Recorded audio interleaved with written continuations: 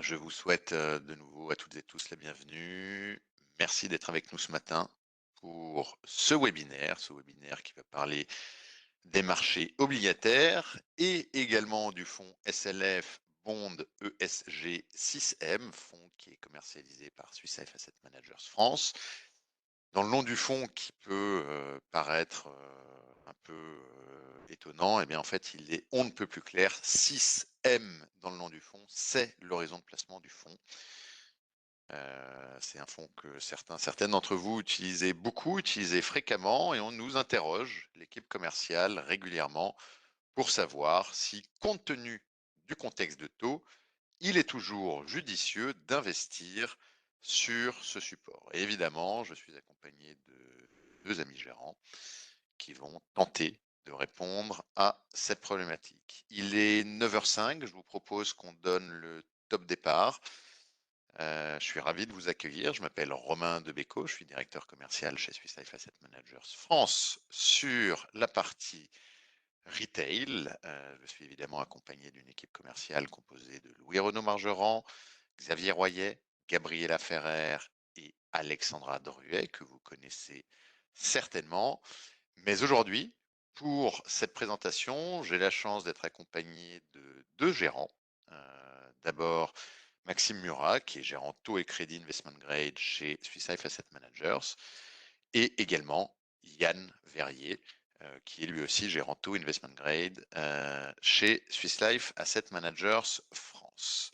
L'objectif de la présentation, c'est de répondre à la problématique que vous aviez sur la slide précédente, à savoir est-il toujours judicieux de considérer et d'investir dans le fonds Bond ESG 6M.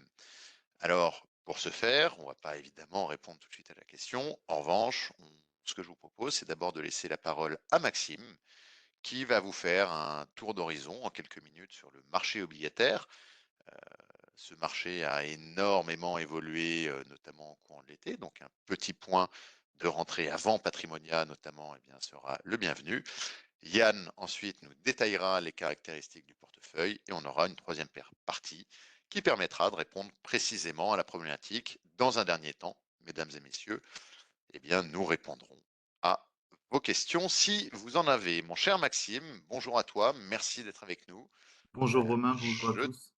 te laisse la parole pour les perspectives du marché obligataire. Merci beaucoup.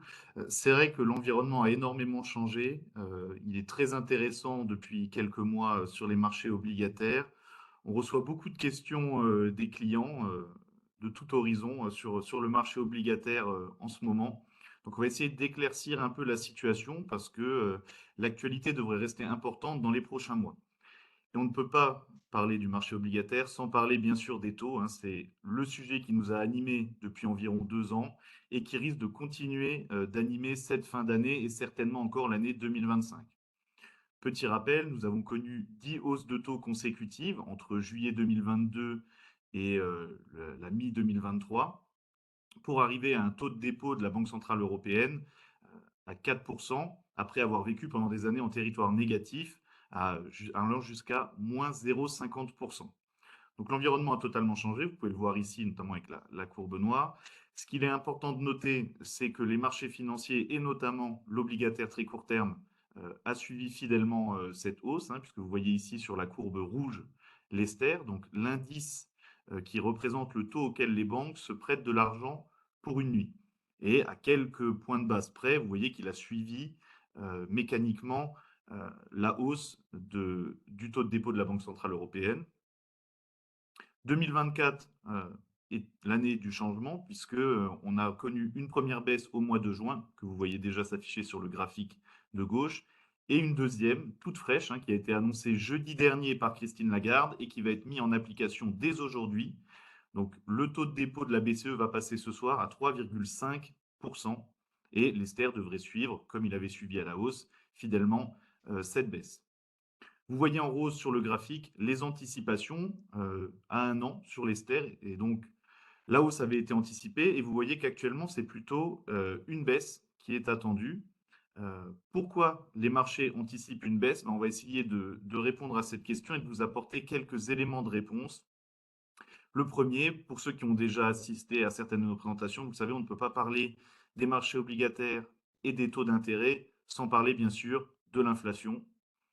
Petit rappel sur l'inflation avec ce graphique ici, vous avez l'objectif d'inflation de toutes les zones, toutes les principales zones et donc pour toutes les banques centrales de ces différents pays ou régions, qui est représenté ici en rose. Donc l'inflation qui est souhaitée pour avoir une croissance stable et on va dire un environnement économique euh, confortable. Vous pouvez voir notamment qu'en zone euro, le triangle qui est en vert ici, puisqu'il est proche de la cible, hein, en vert lorsqu'on est proche de la cible, en rouge lorsqu'on en est encore assez éloigné. En zone euro, on est passé au vert, c'est-à-dire que l'objectif d'inflation est tout proche de la cible des 2%. Le chemin qui a été parcouru est assez important, puisque vous pouvez voir avec le point noir le maximum, enfin la valeur maximale d'inflation qui a été atteinte depuis le contexte post-Covid slash guerre en Ukraine et donc contexte inflationniste avec hausse des prix. Aux États-Unis, on était autour de 9% et en Europe, on a dépassé les 10%. Donc, on peut dire que la BCE et les différentes banques centrales sont en train de gagner leur pari puisque l'inflation tend vers la cible souhaitée. Cependant, on sait que le dernier kilomètre est toujours le plus dur à atteindre. Pourquoi aujourd'hui, il est encore difficile pour la BCE d'agir clairement et qu'il reste de l'incertitude en termes d'inflation et en termes surtout d'anticipation sur les taux. Quels sont les facteurs importants à suivre pour permettre à la BCE un atterrissage en douceur de cette baisse des taux attendue? On a essayé de vous les rassembler ici. Ce qui est plutôt sur la gauche en rouge, c'est les facteurs qui tendent vers des baisses de taux, et sur la droite, ceux qui militent pour ne pas baisser trop rapidement ou laisser les taux sur des niveaux élevés. Vous voyez qu'à gauche, il y a quand même des facteurs importants que vous retrouvez dans l'actualité régulièrement, notamment le risque de récession. Pour ceux qui n'avaient pas la chance d'être en vacances début août, vous avez pu suivre ça, notamment aux États-Unis, où il y a eu des chiffres de l'emploi qui ont été un peu décevants.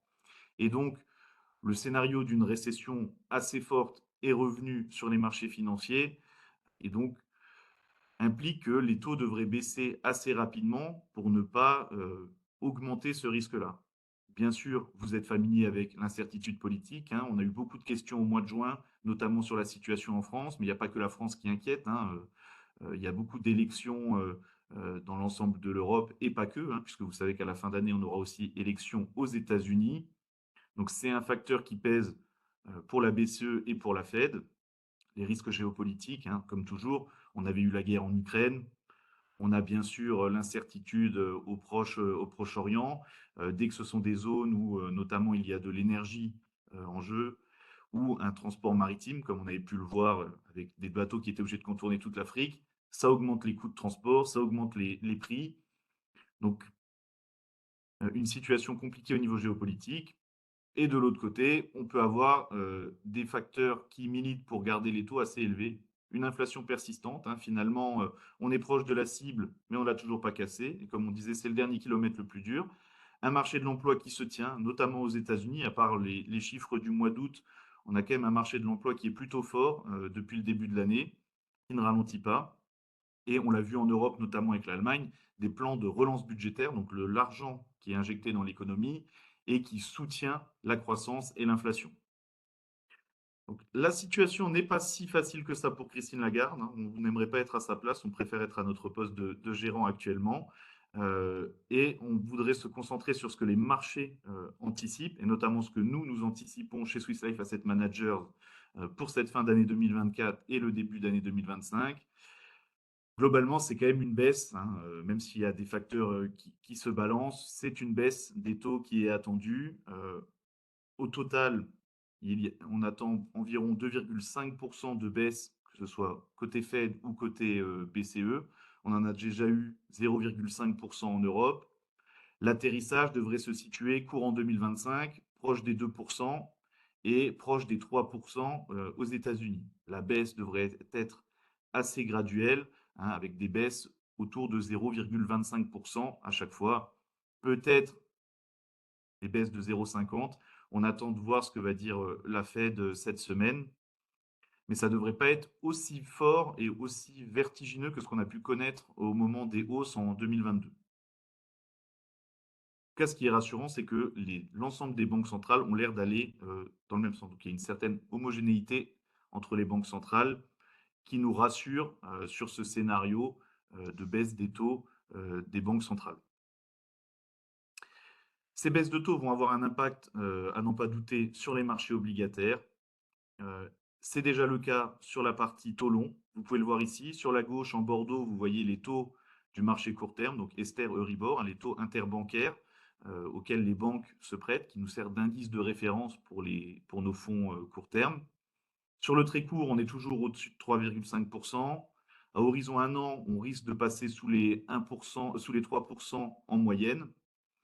Mais en relatif, ça reste quand même beaucoup mieux que ce que proposent les taux longs, hein. Vous avez sur la droite en gris les taux considérés comme la référence du taux sans risque, hein, les taux des obligations d'État allemands à 2, 5 et 10 ans, et vous voyez qu'on est autour de 2%. Et il ne serait pas étonnant que la tendance actuelle se prolonge et que donc on casse ce plancher des 2% et que les taux d'État allemands passent en dessous de ce seuil symbolique des 2%.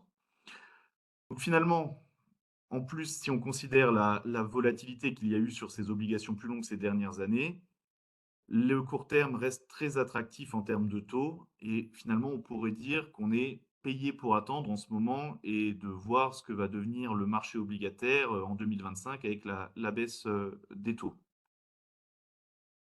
En dehors des taux courts, on a essayé aussi, on ne va pas parler que des taux puisque sur ce webinaire obligataire, on a essayé de vous trouver une autre source de valeur sur les marchés obligataires et on pense qu'il y a encore de la valeur sur le marché du crédit. Même si la baisse Précision évidemment, importante, Maxime, pour nos oui, auditeurs, quand vous, gérant, et corrigez-moi si je dis une bêtise, hein, quand vous parlez de taux, en fait, versus le crédit, le taux, vous comprenez que c'est les obligations d'État et le crédit, tout ce qui est émis par les entreprises. C'est bien ça? effectivement, le taux, sous-entendu le taux sans risque. Donc, il y a 2 types de taux sans risque, j'ai envie de dire. C'est le taux très court terme auquel se prêtent les banques. Donc, c'est la durée est tellement courte que le risque est quasi nul. C'est ici l'ester. Ou sinon, c'est sur du plus long, le taux sans risque. Quelle est la meilleure contrepartie à qui vous pouvez prêter de l'argent avec une quasi-certitude de le récupérer? Et donc là, on parle souvent de l'État allemand. On va en parler de la France, mais en ce moment, on en parle peut-être un peu moins. Il y a eu un petit décrochage hein, depuis le mois de juin par rapport à l'Allemagne. Donc c'est pour ça qu'on préfère prendre l'Allemagne comme référence. Merci. Et effectivement, au-delà de cette partie taux sans risque, hein, on pense qu'il y a de la valeur dans le crédit, donc c'est-à-dire dans la prime de risque proposée par les entreprises pour leur prêter de l'argent. Ici, vous avez à l'écran le rendement moyen auquel les entreprises européennes de bonne qualité, donc les fameuses entreprises investment grade, bien notées par les agences de notation, prêtent sur le marché. Vous voyez que ça a baissé, hein. 2023 a été une année exceptionnelle, pour le crédit. On a eu des opportunités, autour de 4,5 du jamais vu depuis une décennie. Ça a baissé un petit peu, on est plutôt autour de 3,5 en ce moment. Mais si on regarde un peu en arrière, ça reste quand même en relatif très intéressant puisqu'il n'y a pas si longtemps, 2020-2021, on était à des niveaux qui étaient proches de zéro. Donc une rémunération vraiment faible pour prêter aux entreprises, alors qu'aujourd'hui, même si on a eu une petite baisse par rapport à 2023, dans l'absolu, ça reste quand même des niveaux très intéressants. 3,5 par rapport aux 2% de l'État allemand, on considère qu'il y a quand même encore une prime à aller prêter à des entreprises de bonne qualité, surtout que ce marché a quand même été plutôt, on va dire, résistant avec l'actualité qu'on a eue depuis le début de l'année. L'impact a été assez marginal hein, de toute l'incertitude politique qu'on a eue, alors que la volatilité sur les obligations d'État a été assez importante. Donc finalement, plutôt des opportunités en prêtant aux entreprises de bonne qualité. Maintenant, l'intérêt pour vous, c'est de pouvoir vous exposer à ces marchés-là, donc au taux court et au crédit. Et je vais laisser la parole à mon collègue Yann pour vous présenter le produit de notre gamme qui, selon nous, fait le plus de sens dans ce contexte de marché. Merci Maxime. Bonjour à tous. Effectivement, compte tenu du contexte de taux et du marché du crédit que vient de décrire Maxime, nous souhaitions vous présenter les caractéristiques du fonds Swiss Life Bond ESG 6M. La principale caractéristique du fonds, donc on va le voir sur la slide suivante, ça va être la philosophie de ce fonds. C'est le fait d'être un placement peu risqué. Donc Maxime, Maxime, la diapo. ouais, alors il y a peut-être un souci.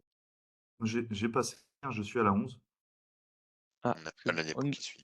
ouais, on a donc alors le temps que ce petit, souci se règle, donc voilà, comme je le disais, c'est que la principale caractéristique, c'est comment nous gérons le fonds, quelles sont notre envie, notre philosophie pour le gérer. Et donc notre philosophie, c'est de vous proposer un placement peu risqué. Yann, en attendant la diapo, est-ce que, tu peux nous préciser d'abord, nous contextualiser un peu en termes de risque? Ça correspond à la diapo qui normalement, devrait s'afficher. Est-ce que tu peux nous contextualiser un petit peu justement les principales métriques, les principales bornes, qui sont dans ce fonds, ESG, Ouais. Bond System? Oui, bien sûr. Alors, donc, les principales bornes, si on prend, les principaux indicateurs qui vont être suivis, par le fonds, donc, il y en a 3. On va d'abord, regarder le risque de crédit. Comme, l'a montré, Maxime tout à l'heure, donc, sur la catégorie investment grade, il y a des opportunités. Donc, nous, au sein du portefeuille, on va avoir une gestion, une approche très conservatrice, pardon, sur le risque de crédit, afin de garantir la liquidité et de limiter la volatilité du portefeuille. Comment est-ce qu'on va le faire? On va investir exclusivement sur des titres de qualité investment grade. Il n'y a pas d'investissement sur du high yield dans ce portefeuille. Et ça, c'est quelque chose de très important. C'est-à-dire que nous, ce que nous souhaitons vous offrir, c'est vraiment quelque chose où le crédit est rémunérateur, donc ça ne sert à rien d'aller prendre des risques supplémentaires. Donc on veut quelque chose de très sûr au niveau du risque de crédit. Alors, je Est-ce crois que que, ouais. en termes de sensibilité au taux et de J'allais notation, venir. moyenne du portefeuille, j'essaye Ouais. de t'aider parce que je sais que sans Oui, diapo, oui. on essaye Non, de non, mais résoudre le alors souci en alors parallèle. et alors justement, donc alors s'il y a la diapo, vous le verriez, mais en gros, cette approche, sur le risque de crédit, en fait, on la voit notamment dans la notation moyenne du portefeuille, puisqu'elle est le portefeuille a une notation moyenne de A-A. Alors, moi, je revois la diapositive. Je je pense que ça doit être le même cas pour vous. Oui, Donc c'est voilà, bon, on voit. c'est bon, très bien. Donc voilà, donc comme je disais, donc voilà, ce qui est important, c'est la philosophie de notre mode de gestion, c'est-à-dire que c'est de vous offrir un placement prudent, un placement peu risqué. Donc là, comme vous pouvez le voir à l'écran, on va suivre 3 principaux indicateurs. Donc le premier, c'est le risque de crédit, donc que je viens de vous détailler, où on a une notation moyenne du portefeuille qui est de A-A. La deuxième, donc ça a décalé, mais on va faire sans. La deuxième partie, donc l'autre risque, c'est le risque de taux, donc qui avait été évoqué dans la première partie par Maxime. Donc pour les fonds, on ne parle pas de risque de taux, mais de sensibilité au taux. Donc la sensibilité au taux que nous nous autorisons au sein du portefeuille, elle est de 0,5. À titre de comparaison, 0,5, c'est la même limite réglementaire qui s'impose aux fonds monétaires. C'est-à-dire qu'on va avoir, en termes de risque de taux, on va avoir on peut avoir le même risque qu'un fonds monétaire. Alors vous le verrez, à fin août, on était à 0,20, 0,19. Donc c'est pour montrer que ce risque est assez faible dans notre portefeuille. Concrètement, comment fait-on pour gérer cette limite, gérer notre sensibilité au taux? Alors, ce qu'on fait, c'est que lorsqu'on investit, on va investir sur des produits qui vont être à taux variable. À taux variable, ils vont l'être soit directement parce que l'émetteur propose un produit à taux variable, soit si c'est un produit à taux fixe, ce qu'on va faire, c'est qu'on va utiliser un swap de taux. C'est-à-dire qu'on va échanger dans le marché, on va échanger le taux fixe de l'investissement contre un taux variable. Et ce taux variable, il peut avoir de références, comme l'a expliqué tout à l'heure Maxime, c'est qu'il peut y avoir une référence Tester, une référence Euribor. Enfin, donc je ne sais pas si vous avez eu le temps de le voir, mais le dernier indicateur qu'on va suivre principalement, c'est la sensibilité au risque de crédit. Qu'est-ce que c'est? C'est la durée de vie moyenne du portefeuille. Donc là, la limite qui est fixée pour le portefeuille, elle est de 1,5. encore une fois, à titre de comparaison, pour un fonds monétaire, elle est de 1. C'est-à-dire que sur ce fonds, on va s'autoriser un peu plus de risque de crédit que pour un fonds monétaire. Alors vous ne pouvez pas le voir sur le portefeuille parce que voilà, s'autoriser un peu plus, ça ne veut pas dire forcément qu'on va se mettre à la limite. Typiquement, à fin août, on était légèrement au-dessus de 1, on était à 1,08 de mémoire. Donc voilà, on est très proche, de ce que peut offrir un produit de catégorie monétaire. Là aussi, concrètement, comment ça se fait? On va moduler la maturité de nos investissements en fonction de nos perspectives et de l'environnement de marché. Lorsqu'il va y avoir des périodes d'incertitude, d'instabilité, on va réduire cet indicateur et on va investir sur des maturités plus courtes. Donc ça, ces 3 indicateurs, donc quoi qui concerne le risque de crédit, le risque de taux et la sensibilité au risque de crédit, c'est des indicateurs que vous pouvez retrouver dans nos reportings mensuels. Et là, donc, on va pouvoir aller un peu plus loin dans la composition du portefeuille. Donc c'est sur cette slide-là. Donc là, voilà, c'est une photo du portefeuille à fin août.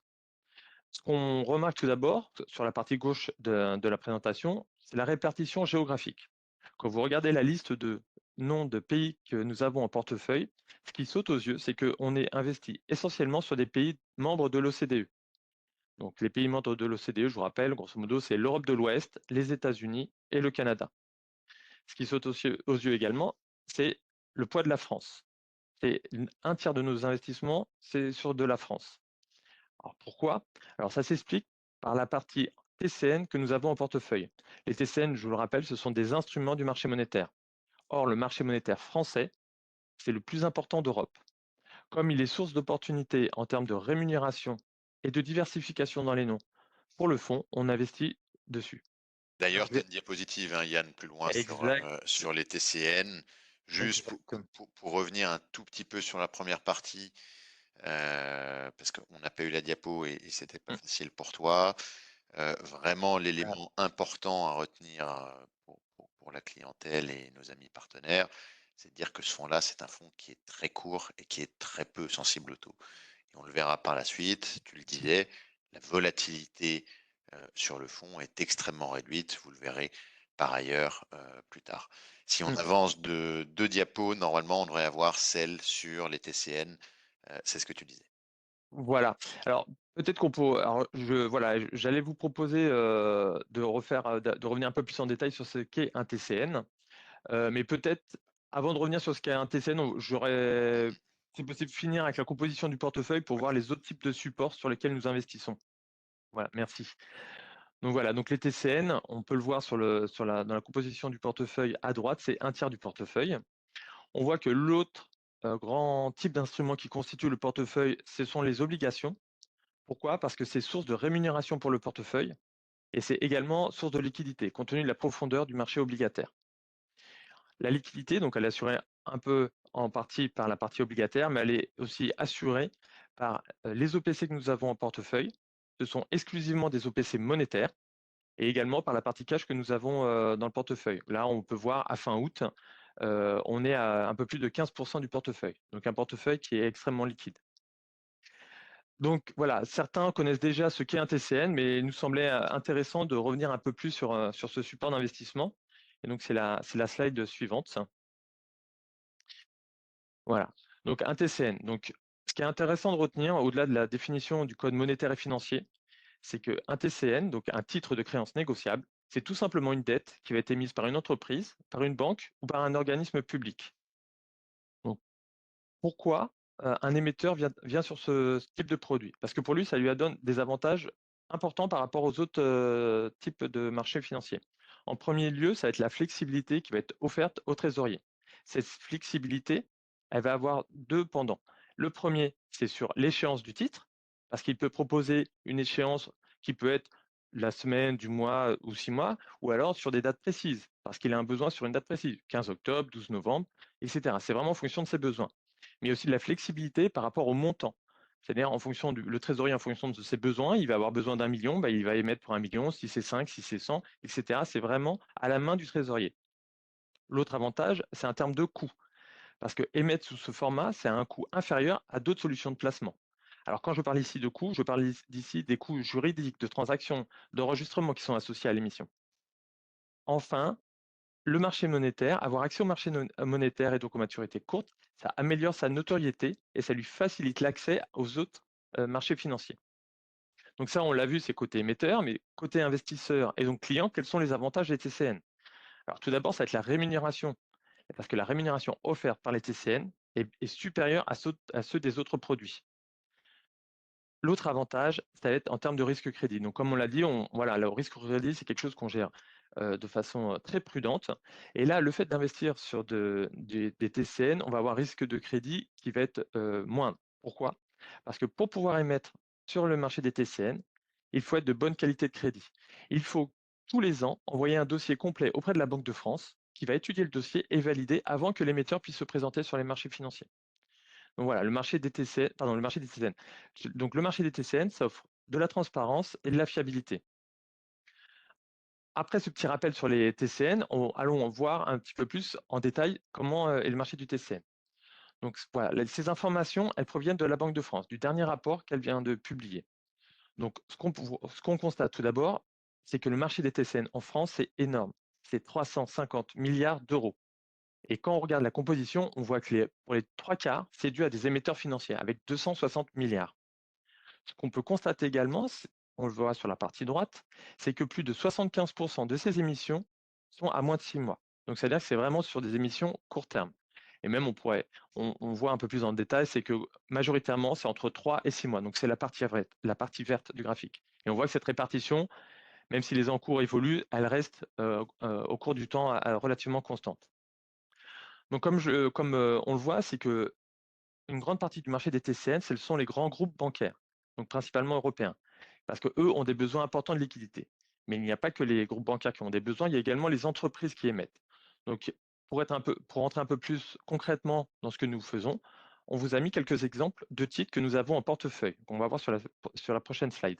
Et je suis sûr que tous ces noms, vous les connaissez. Voilà. Donc là, on vous a mis des exemples de titres que nous avons en portefeuille qui ne sont pas des banques. D'accord? Donc on vous a mis un panel un peu différent, de différents secteurs, de différents émetteurs. Donc voilà, on va retrouver de la consommation, de la distribution, de l'automobile. Comme vous pouvez le constater au nom et au logo, c'est que ce sont des émetteurs connus et de premier plan. Donc, on vous a également mis les notations des agences de notation, parce que le risque de crédit, comme on l'a dit, c'est que c'est quelque chose que nous suivons de façon que nous suivons très bien. Et ce qui est important de savoir, c'est que nous ne nous reposons pas exclusivement sur les notations des agences. Les émetteurs sont suivis et sont analysés à la fois côté équipe de gestion, mais également côté risque. Au risque, ils ont notamment deux analystes qui vont être dédiés à l'analyse des émetteurs monétaires pour, euh, pour nos investissements. Par souci de transparence, on vous a également mis un émetteur non noté, vous l'avez remarqué, donc c'est Intermarché complètement sur votre gauche. L'absence de notation d'Intermarché, elle s'explique par les faibles besoins de liquidité de cet émetteur. Comme il a peu de besoins, voilà, il ne va pas forcément avoir un intérêt à se faire noter parce que ça a un coût très élevé. En interne, donc on a analysé le dossier Intermarché et nous considérons que sa notation est de qualité investment grade. Enfin, on ne va pas s'intéresser qu'à la santé financière des émetteurs. Vous pouvez voir sur la dernière ligne, c'est que nous regardons également les critères ESG. Pourquoi nous les prenons en compte? Pour deux raisons. La première, c'est que le fonds est labellisé ISR. Et la deuxième, c'est que donc en ayant des investissements sur des émetteurs ayant une très bonne notation ESG, on va être vertueux pour l'environnement, on va avoir un impact positif. L'autre aspect, c'est que ça va nous permettre de réduire la volatilité du fonds. Comment? C'est parce que grâce aux notations ESG, au suivi EG, on va éviter les noms sur lesquels il peut y avoir une activité négative, notamment ce qui peut arriver lorsqu'il y a des problèmes de gouvernance. Après ce descriptif du fonds, je redonne la parole à Maxime. Merci Yann pour cette partie. Je pense que pour ceux qui n'étaient pas encore familiers avec le produit, vous comprenez un peu mieux ce qu'on peut mettre dans le fonds comme type d'obligation, d'instrument monétaire, la liquidité que ça apporte. On va essayer d'être concret dans l'intérêt que ça peut avoir pour vous dans votre allocation, dans le contexte actuel. Et on a voulu commencer par un exemple très concret d'une situation qui s'est passée en 2024. Si on peut passer sur la slide suivante. Avec l'actualité qu'il y a eu, notamment politique en France, on a eu beaucoup de questions puisqu'on a une exposition à la France de 34% dans ce fonds-là. Une exposition qui est bien sûr diversifiée. Ça représente environ 25 émetteurs différents pour plus de 70 lignes différentes. Donc vous voyez que ce n'est pas juste une pose qui représente un tiers du portefeuille, hein. On est plutôt autour de 0,5% en moyenne pour chaque position. Concrètement, ce qui s'est passé, c'est que la situation politique a amené de la volatilité sur les marchés obligataires, plus précisément sur les obligations d'État, dont on a parlé dans la première partie, hein, qui sont une des références pourtant du sans risque.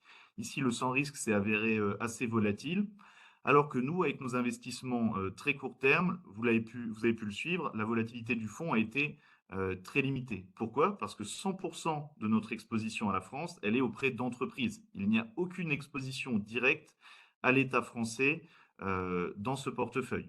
On vous a mis quelques exemples à droite. Les principales positions, celles qui dépassent 1% d'exposition lorsqu'on prend les différentes obligations pour chaque émetteur que l'on a dans le portefeuille.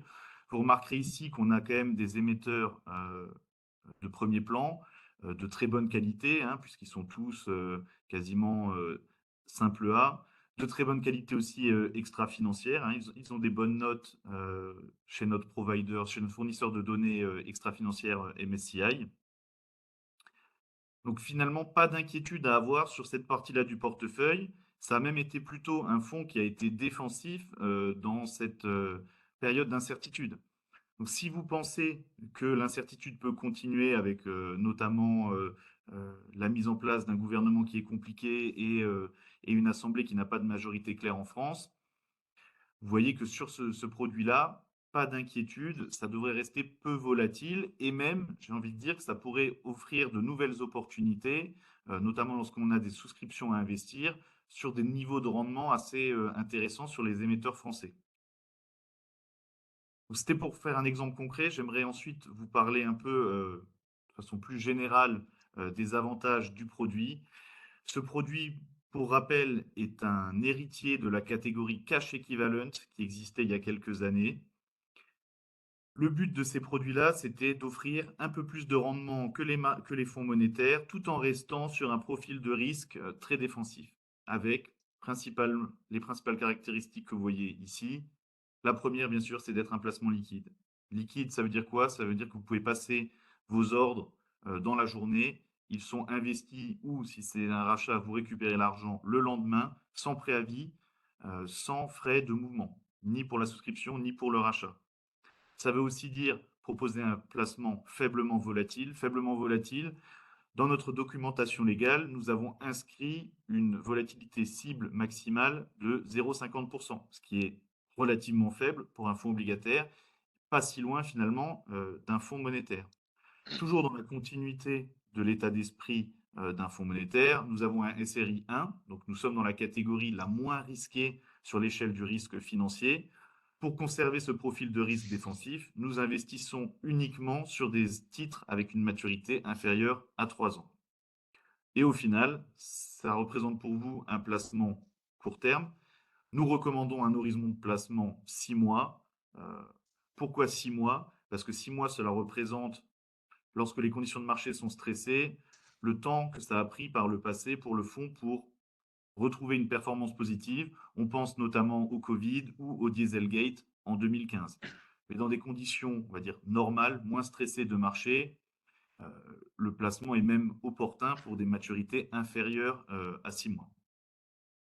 Je pense que ça fait pas mal d'avantages dans l'absolu. Romain, tu veux peut-être en dire un mot sur ces avantages en relatif par rapport à ces produits concurrents? Tout à fait. Alors, avant finalement de voir, d'aller un peu plus en détail de façon concrète et appliquée pour vous, professionnels du patrimoine, sur la façon d'utiliser ce fonds, en face de quoi le mettre et comment finalement se servir de ce fonds, avec vos clients.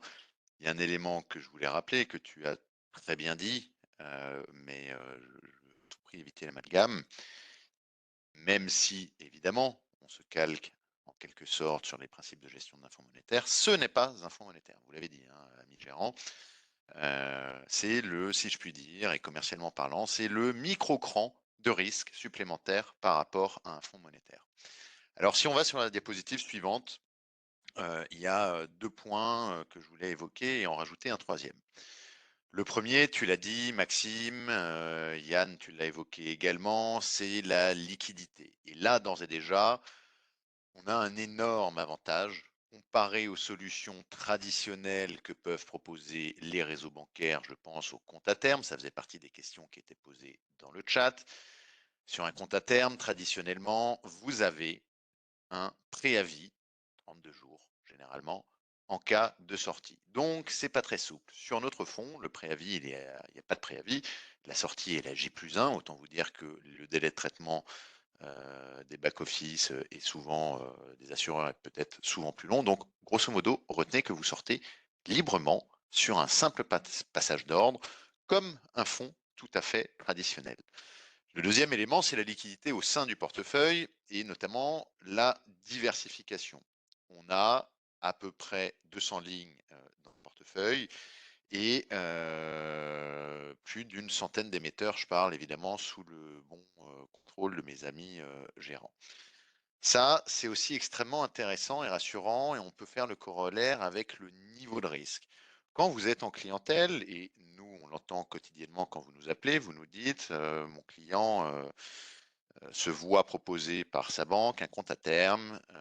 Là où le client est sensible, c'est qu'il y a écrit dans les documents relatifs au compte à terme qu'il y a une garantie en capital. Alors sur ce fonds-là, il n'y a pas de garantie en capital. Simplement, quand vous regardez la notation moyenne du portefeuille qui est de A à moins, donc c'est une qualité de notation extrêmement bonne et extrêmement élevée, finalement, c'est souvent mieux ou au moins équivalent à la solidité financière qui émet ce compte à terme potentiellement et sur laquelle repose donc la garantie en capital. Donc si vous voulez, sur ce fonds-là, il n'y a pas de garantie en capital, mais vous avez une solidité financière évidemment qui est très, très solide, robuste.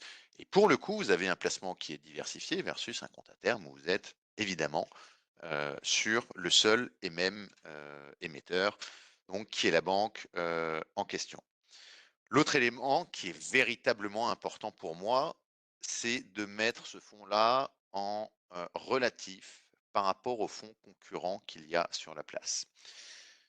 Sur la place, en général, vous trouvez soit des fonds monétaires qui sont SRI 1, ou vous trouvez des fonds obligataires court terme, et la plupart du temps, ils sont SRI 2. On est, alors je ne vais pas être catégorique, mais on va dire qu'on est un des rares, des très rares fonds de la place à être un fonds obligataire court terme de niveau SRI 1. Et ça, c'est un énorme avantage pour vous, mesdames et messieurs, c'est que quand vous intégrez ce fonds dans une allocation, vous ne distordez pas le risque global de l'allocation parce que vous êtes sur le niveau de SRI le plus bas. Donc ça passe inaperçu et ça m'amène vers mon troisième point qui est l'utilisation et les cas concrets d'utilisation de ce fonds-là pour vous, professionnels du patrimoine. Alors, on l'a évoqué, le premier point, c'est un outil de captation, captage des encours. Quand vous avez des clients qui vous parlent du compte à terme qu'ils ont souscrit dans une banque ou une autre, encore une fois, je ne veux pas être catégorique parce qu'il existe quantité d'offres différentes en matière de compte à terme, mais souvent, on est capable de rivaliser, voire de faire mieux avec plus de souplesse, plus de liquidité. Et pour vous, ça vous permet de capter les encours. On le verra par la suite, hein, les niveaux de rendement embarqués dans le portefeuille sont intéressants. On va y venir juste après. Deuxième point, c'est que certains assureurs vous disent on bonifie le fonds euro si vous avez une pondération du C supérieure à 40, 50, 60% pour certains. Ce fonds compte comme une UC.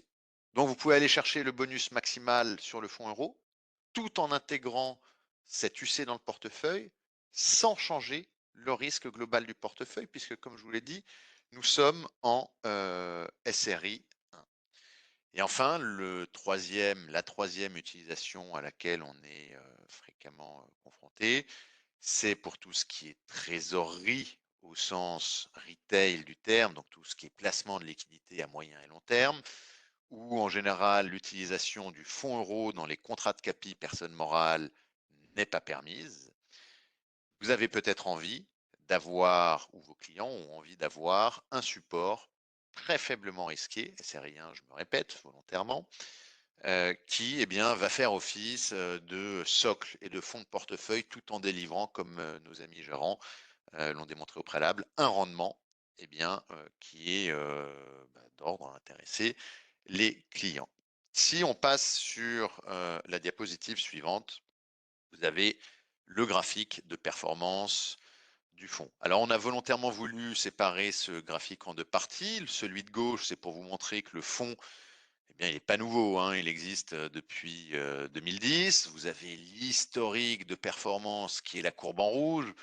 Alors, faut pas s'étonner que pendant, allez, des années 2000, pardonnez-moi, 13 à 2021, la courbe ait, une orientation à la baisse, et ce n'est ni plus ni moins représentatif du contexte de taux à l'époque, et vous voyez que depuis, eh bien, la courbe, elle est quand même, d'une part, très peu volatile, et par ailleurs, véritablement croissante.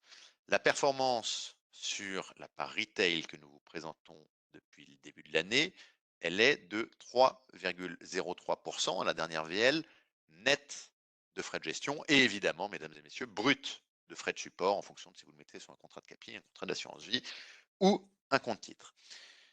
Et enfin, le deuxième graphique qui est sur la droite, c'est pour illustrer finalement ce que peut faire le fonds dans une année extrêmement compliquée. C'est toujours intéressant de juger un produit, heu, dans ces années les plus difficiles. Rappelez-vous, 2022 était une année complexe. Tu disais, Maxime, que tu n'aimerais pas être madame Lagarde, en ce moment. Eh bien, moi, en 2022, j'aurais pas aimé être gérant. En 2022, la performance est négative, mais très proche de 0, à -0,14, si je lis bien la diapositive, qui est toute petite pour moi. Donc ça, c'est aussi un élément intéressant. C'est un élément qui est rassurant, et enfin, vous avez un fonds qui est peu volatile, on le disait, avec une volatilité, qui est inférieure à 0,50, et évidemment un encours qui n'est pas des moindres, puisque le fonds fait 2 milliards d'euros. Si on passe à la diapositive suivante, elle a vocation simplement à résumer, ce qu'on s'est dit. Vous savez que désormais, toutes et tous, nous avons des obligations, y compris les conseillers financiers, de recueillir, les préférences des clients en matière de durabilité. Heu, alors, c'est un point qui est important, qui aura de plus en plus d'importance, dans les années à venir. Sachez que ce fonds est évidemment labellisé ISR, et que ça en fait aussi un avantage commercial pour vous. Le profil de rendement et de risque, il est évidemment attractif, on vous l'a mis en avant. Et enfin, il y a un élément, si je ne dis pas de bêtises, qu'on n'a pas mentionné, c'est le taux de rendement embarqué dans le portefeuille à la date où on parle. Avant de vous donner le chiffre, et peut-être que je vais laisser, ça c'est vraiment les gérants, qui ont la main là-dessus, et je leur laisserai dévoiler le chiffre. Maxime, est-ce que tu peux nous expliquer très brièvement à quoi correspond un taux de rendement? On nous dit souvent, on nous pose souvent la question, est-ce que c'est, la performance future du fonds? Est-ce que c'est, un taux garanti? Est-ce que tu peux nous donner une vision très synthétique de ce que c'est qu'un taux de rendement actuariel? Et évidemment, nous donner le chiffre, si tu ne le donnes pas, je le donnerai, juste après. Allez, je te laisserai, le donner, mais, Yes. ici, effectivement, par rapport à un produit bancaire, on est, sur une performance attendue, toutes choses égales par ailleurs, on va dire dans des conditions, stables de marché. Donc c'est, le coupon moyen qui va générer un certain portage, donc un rendement que l'on peut attendre, sur les prochains mois. Ici, on a un fonds qui a, une maturité moyenne en portefeuille d'1 an, une sensibilité au taux qui est assez faible. Donc, le rendement courant qu'on affiche est valable pour les mois futurs, mais pas pour plusieurs années non plus, comme vous pouvez l'imaginer. Donc le rendement, en fait, c'est compte tenu, si je résume, c'est compte tenu des conditions de marché actuelles, des coupons obligataires, qu'on va toucher, et de l'évolution du prix de l'obligation vers son prix final. C'est l'espérance qu'on peut avoir, c'est un calcul qui, si tout se passe correctement en fonction des maturités, devrait permettre d'atteindre un rendement, en l'occurrence, on donne le chiffre, 3,65% net de frais de gestion. Donc, vous voyez que c'est très au-delà de ce que peuvent proposer les comptes à terme. En général, en plus, ce qu'il faut savoir, c'est que le banquier, quand il vous propose un compte à terme, il vous donne le taux fin de période, alors qu'il faut regarder dans les petites lignes et regarder encore une fois le taux de rendement actuariel et comparer ce qui est comparable. Comparons le taux de rendement actuariel du fonds avec celui du compte à terme, qui n'est pas nécessairement le taux affiché par le banquier en premier ordre. Merci à toutes et tous d'être présents, de nous avoir accompagnés. On était nombreux ce matin, plus de 250. J'espère que nous avons répondu à la problématique. Oui, le fonds Bond Système est toujours d'intérêt. Sollicitez-nous si vous avez les moindres questions et je vous souhaite à toutes et tous une excellente fin de journée et une très bonne semaine. À très bientôt. Merci. Au revoir.